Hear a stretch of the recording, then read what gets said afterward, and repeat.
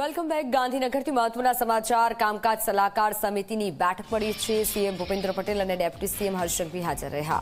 બેઠક પૂર્ણ થયા બાદ મંત્રી ઋષિકેશ પટેલનું નિવેદન સામે આવ્યું. બેઠકમાં સત્ર દરમિયાન કરવાની કામગીરી અંગે ચર્ચા થઈ. સત્ર દરમિયાન 7 થી 8 જેટલા બિલ આવશે તેવું ઋષિકેશ પટેલનું કહેવું છે.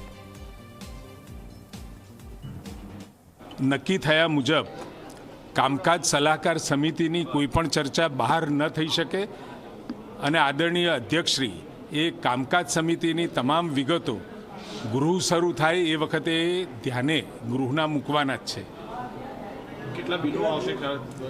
બિલો તો જેમ આવશે, જેમ ચર્ચામાં જેમ નોટિસ મળે એથી એ તબક્કાવાર કુલ જે 7, 8, 10 બિલો આવવાના છે એ ક્રમશઃ સરકારી કામકાજના દિવસે લેવામાં આવશે. પણ જે રીતે ભારતીય જનતા પાર્ટીની સરકારે વિધાનસભાનું આ ગૃહ એ 38 દિવસ માટે બોલાવ્યું છે એવું જે જાહેર કર્યું છે, જેનું જાહેરનામું પણ બહાર પડ્યું છે.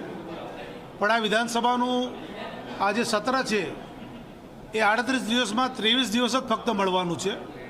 અને આ 23 દિવસમાં 2 દિવસ 2 બેઠકો, 2 દિવસ 2 બેઠકો રહેવાની છે.